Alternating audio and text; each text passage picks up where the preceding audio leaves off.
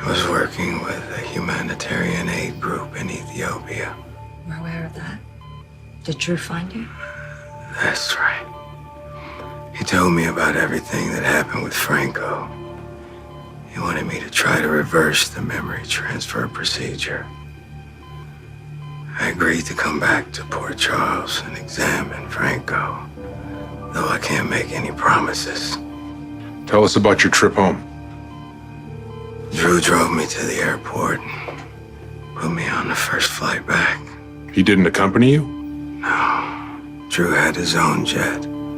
He was en route to Afghanistan. Apparently he had urgent personal business there. So you came home alone, on a commercial flight? Correct. When I landed in Port Charles, a driver met me to take me back to GH. I thought Drew arranged everything, so I got in the car. But instead of driving me to GH, pulled into an alley and pulled out a knife. I tried to run, but he caught up with me and stabbed me a couple times. I managed to fight him off and made my way back to the car. Drove myself to the ER. That's the last thing I remember. I must have blacked out. Has anyone talked to Drew? He needs to know what's going on. We haven't heard from Drew. Well, shouldn't he have landed in Afghanistan by now? How long have I been out? 2 or 3 hours. I mean, it's 17 hours from Ethiopia to New York. It's more than enough time for Drew to fly to Afghanistan. He should have checked in by now. Okay, Dr. Maddox, that's enough excitement for now. You need rest. I need all of you to clear the room.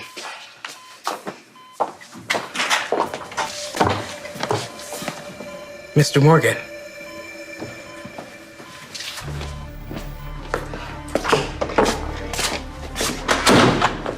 Can I have a word?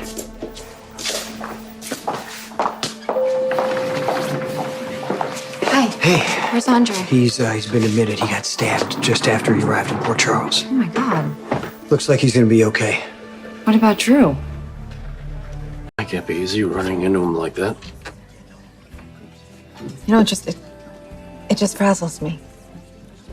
You know, I know that he's not Drew, but it's painful to hear those personal memories coming out of his mouth. So why didn't you just tell me you ran into him at the park? Because Alexis was here, and I didn't want to risk upsetting you. If all that happened was that you ran into Franco at the park and he brought up some old memories,